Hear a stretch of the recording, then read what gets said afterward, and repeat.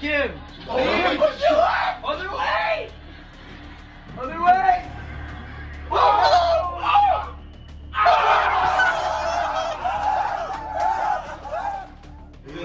You're supposed to do, bro. Come on. Right? Come on. Please. On the fake. Prescott rolls. Oh my God!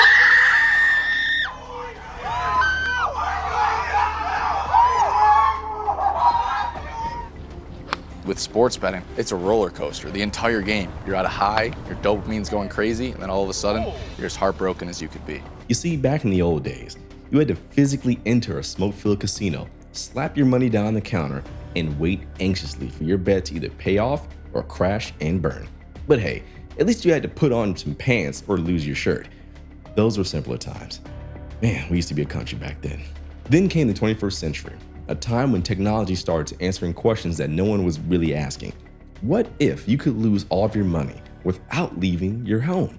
Enter mobile betting apps like FanDuel, DraftKings, and a whole host of others you've probably never heard of because they popped up overnight, like mushrooms after a rainstorm. Now, with just a few taps on your phone, you too can bet on everything from the Super Bowl to the coin flip at your cousin's wedding, and it all feels just a little too easy. But don't worry, this convenience comes with a cost that's not just measured in dollars, but in the sanity of countless sports fans across the country. In this video, we're going to dive deep into this brave new world of mobile sports betting, tracing the origins of the phenomenon and exposing the not so pretty side of this booming industry. Spoiler alert, if you think you're going to beat the house, think again. The house always wins. Except now, it's not just the house, it's a billion-dollar mansion with a yacht parked outside. So make sure you got your parlays in for this one. My name's Mark, and welcome to my channel. I make deep dives into the dark world of money, power, and business, empowering you, my cherished viewer, with all the tools you need to take control of your future. Be sure to hit the like button and subscribe. And hit the bell icon to not miss out on my weekly uploads. We're dangerously close to 1,000 subscribers, so please let's make it happen. These videos take quite a while to make, so your support is greatly appreciated. Now tap in, and I'll explain. Do you think the industry focuses on young people? Obviously, these big sports books are going to say that, no, of course we don't do that. But I think it's crucial. They wouldn't be able to survive if they weren't targeting young people, because who's going to bet in 20, 30 years? It's going to be these people that they're trying to bring in now. In ancient Rome, people would bet on chariot races and gladiator matches. Sometimes the stakes were life and death, and they were not just talking about the athletes.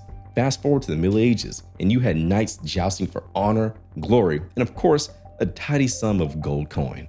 But the real boom in modern sports betting started in the 20th century, when America's love affair with gambling moved out of the back alleys into the neon lights of Las Vegas. Vegas became the mecca for sports bettors, where you could throw down a wager on just about any sporting event, and maybe even win enough to buy yourself a steak dinner if you were lucky, or a flight back home to make sure the house didn't get repossessed. This cozy relationship between sports and gambling chugged along until the internet revolution came along. Suddenly, the concept of place your bets took on a whole new meaning. No longer did you have to trek to Vegas or rely on a shady bookie with a questionable haircut. No. Online sports betting made it possible to lose your money from the comfort of your home.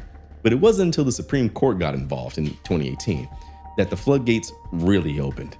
When the court struck down the Professional and Amateur Sports Protection Act, it was like handing out free candy on Halloween. Only the trick was that this candy came with a nasty aftertaste. If you've ever used a betting app, you know how it goes. You download the app, enter your details, and just like that, you're ready to place a bet. It's all so quick and easy, maybe a little too easy. Sports betting has gone mobile in a big way, and it's transformed the landscape of gambling.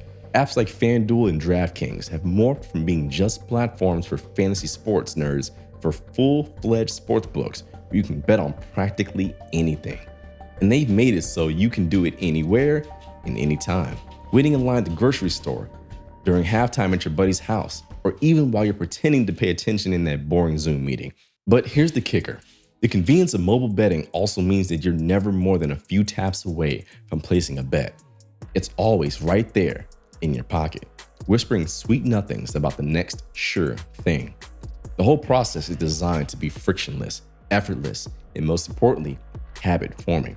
And trust me, these apps are about as habit-forming as nicotine gum laced with caffeine. I've lost enough money to figure that out. What makes this even more dangerous is the introduction of features like in-play betting, where you can place bets during the game as the action unfolds. It's more like someone took the concept of instant gratification, jacked it up on steroids, and then set it loose on the unsuspecting public. Suddenly, every moment of the game is a new opportunity to win, or more than likely lose all your money. It's an adrenaline junkie's dream and a financial planner's nightmare. So what happens when the fun stops? Because let's be honest, the fun does stop eventually.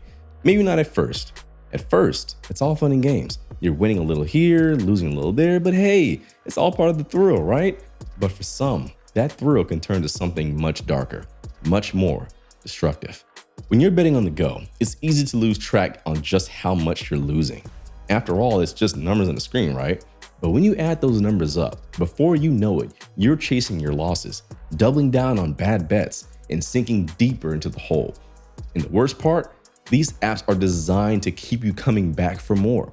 They offer bonus rewards and promotions and make you feel like you're getting something for nothing, until you realize that something is a one-way ticket to financial ruin.